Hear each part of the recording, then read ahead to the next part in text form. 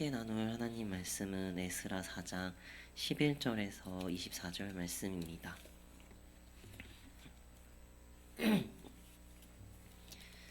에스라 4장 11절에서 24절 말씀입니다. 제가 가진 성경으로 구약 715페이지에 있습니다. 한 절씩 교독하도록 하겠습니다. 아닥사스다 왕에게 올린 그 글의 초보는 이러하니 강 건너편에 있는 신하들은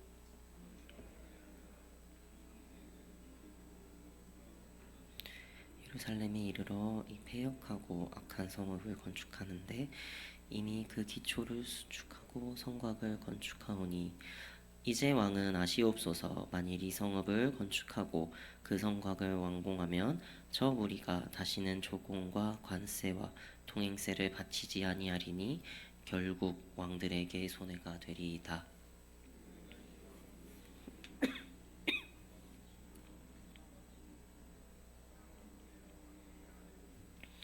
왕은 조상들의 사기를 살펴보시면 그 사기에서 이 성읍은 패역한 성읍이라 예로부터 그 중에서 항상 반역하는 일을 행하여 왕들과 각도의 손해가 된 것을 보시고 아실지라 이 성읍이 무너짐도 이 때문이니이다. 이제 감히 왕에게 아뢰오니 이 성읍이 중건되어 성곽이 준공되면 이로 말미암아 왕의 강 건너편 영지가 없어지리이다 하였더라. 왕이 방백 르훔과 서기관 심세와 사마리아에 거주하는 그들 동관들과 강 건너편 다른 땅 백성에게 조서를 내리니 일러스되 너희는 평안할지어다. 명령하여 살펴보니 과연 이 성읍이 예로부터 왕들을 거역하며 그 중에서 항상 패역하고 반역하는 일을 행하였으며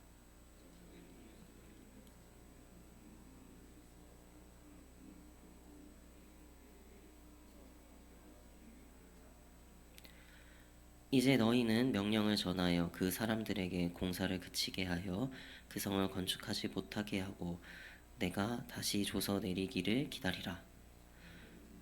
이 일에 게으르지 말라. 어찌하여 화를 더하여 왕들에게 손해가 되게 하려 하였더라.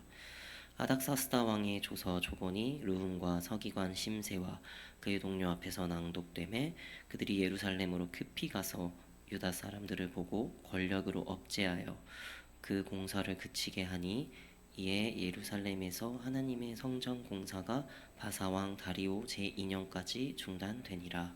아멘. 성경을 살펴보면 우리를 세상의 빛과 소금이라고 말씀하신 부분이 있습니다.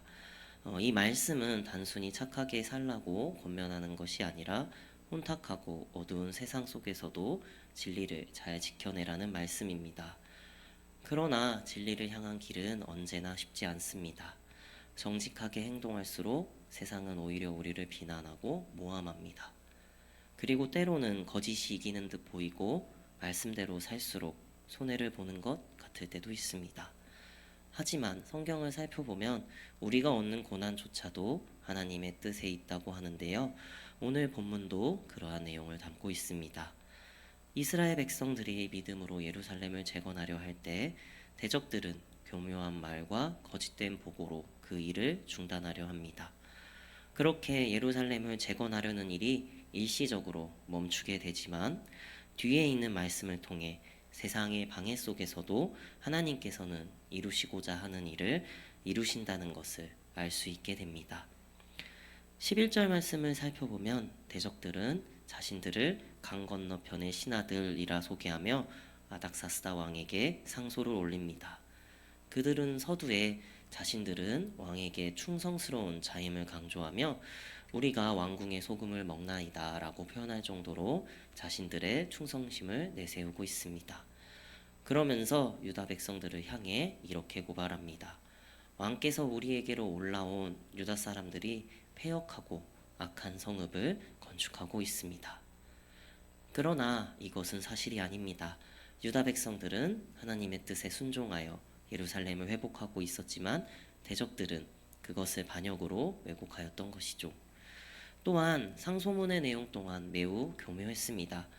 이 성읍이 완성되면 조공과 관세와 통행세를 바치지 않아 왕께 손해가 될 것이라고 말하면서 왕의 경제적 손실을 명분으로 내세웠습니다.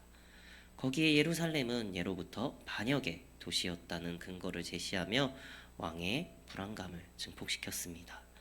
그러나 그들의 진정한 목적은 왕의 경제적 손실이 아닌 단순히 성전 건축을 막고 공동체의 신앙 회복을 끊어놓는 것이었습니다.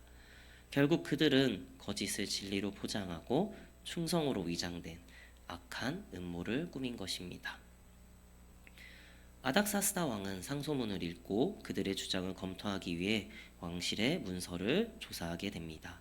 그 결과 예루살렘이 과거 반역한 기록이 발견되자 그는 대적들의 주장을 그대로 받아들였습니다. 그래서 왕은 19절 말씀을 통해 이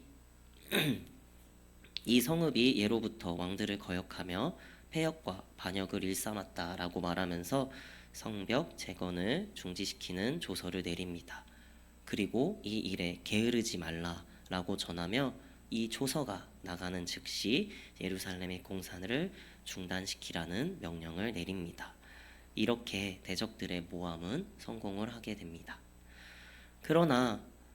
그렇게 왕의 조서가 도착하자 르움과 심새는 곧바로 행동에 옮깁니다. 그들은 예루살렘으로 달려가 무력으로 공사를 중단시켰습니다. 또한 자신들의 권세가 하나님보다 큰 것처럼 행동하였습니다.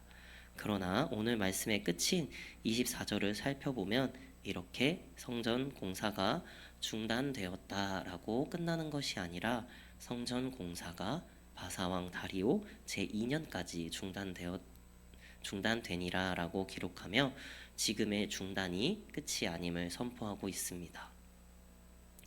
에스라서를 살펴보면 이렇게 의도적으로 연대기를 넘나듭니다. 성벽 재건과 성전 재건을 하나님의 흐름으로 묶어 하나님의 백성이 겪는 모든 방해는 결국 같은 영적 본질의 싸움임을 보여주고 있습니다. 처음에는 대적들의 방해가 성공한 것처럼 보여도 그 일은 오히려 하나님의 백성을 결속시키는 훈련의 시간이 되었습니다. 결국 하나님께서는 침묵 속에서도 하나님의 백성들을 훈련시키고 계셨던 것입니다. 물론 오늘 말씀만 살펴보면 예루살렘의 성전 건축은 실패한 것처럼 보입니다. 거대한 제국의 명령 앞에 믿음의 백성들은 무력했고 하고 있던 모든 일을 멈추게 됩니다. 그러나 하나님께서는 그 멈춤의 시간을 은혜의 시간으로 사용하셨습니다. 성전이 세워지기 전에 먼저 믿음의 사람을 세우고자 하셨던 것이죠. 이처럼 하나님의 일은 언제나 사람보다 더 깊고 더 멀리 가 있습니다. 우리는 눈앞의 결과를 보고 조급해하지만 하나님은 그런 과정 속에서 우리의 신앙을 다듬고 공동체를 하나로 엮어가십니다. 그러므로 지금을 살아가는 우리들 또한 세상이 교회를 흔든다 할지라도 두려워하지 말아야 합니다. 대적의 방해가 일시적으로는 성공하는 것처럼 보여도 그것은 하나님이 준비하시는 더 큰 역사의 한 부분일 뿐입니다. 그리고 믿음은 흔들리지 않는 확신이 아니라 흔들리는 중에서도 하나님을 놓지 않는 끈기입니다. 그렇기에 우리는 하나님께서 침묵하시는 것 같을 때에도 하나님은 우리를 결코 버리지 않으시는 분입니다. 그렇기에 세상의 승리는 잠깐이지만 하나님의 승리는 영원합니다. 거짓의 말이 사람의 귀를 잠시는 흔들 수 있어도 진리는 결코 침묵하지 않습니다. 그리고 하나님께서는 언제나 그의 뜻을 이루어 가십니다. 이처럼 예루살렘의 성전은 중단된 것으로 끝나지 않았습니다. 그 기간 동안 하나님은 백성들을 다시금 일으키시고 그들의 마음을 믿음으로 다듬으셨습니다. 사랑하는 드림동산교회 성도 여러분, 혹시 지금 여러분의 삶 속에서도 뜻하지 않은 방해와 억울함이 있으십니까? 혹시 우리 눈에 보이지 않고 느껴지지 않는다 할지라도 하나님께서는 언제나 역사하고 계십니다. 그렇기에 낙심하지 않으며 세상이 교회를 비방하고 우리의 삶을 방해한다 할지라도 그들을 사랑으로 품고 주님의 십자가를 드러내는 삶을 살아가는 저와 여러분들이 되시기를 진심으로 축원합니다. 기도하시겠습니다. 사랑과 은혜가 풍성하신 하나님 아버지, 오늘 말씀을 통해 대적의 모함 속에서도 하나님의 역사는 결코 멈추지 않음을 깨닫게 하시니 감사합니다. 세상이 우리를 거짓으로 흔들고 때로는 손해와 억울함이 찾아올 때도 있지만 그 속에서도 주님은 우리를 연단하시고 더 굳건한 믿음의 사람으로 세워 주시옵소서. 또한 언제나 낙심하지 않게 하시고 세상의 방해 속에서도 진리의 빛을 잃지 않으며 믿음을 지키는 자가 되게 하여 주시옵소서. 세상의 빛과 소금의 역할을 잘 감당하는 삶을 살아가게 하여 주시고 언제나 이 말씀대로 살아가게 하여 주시옵소서. 감사합니다. 주님, 이 모든 말씀 예수 그리스도의 이름으로 기도드립니다. 아멘.